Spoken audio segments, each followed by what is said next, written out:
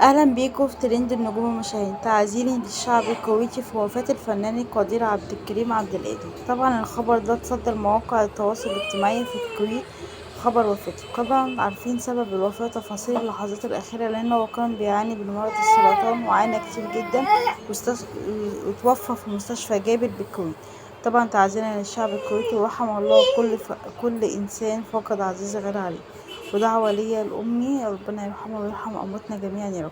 طبعا الخبر ده متصدر مواقع التواصل الاجتماعي أول وفاته على طول، لغاية دلوقتي ما أعلنوش امتى مكان الجنازة أو تفاصيل العزاء، بس هنزلها لكم على طول. رغم ان احنا مش من أخبارنا المصرية، بس لازم برضه نهتم بأخبار الكويت وأخبار الشعب المصري، لأن كلنا شعب واحد.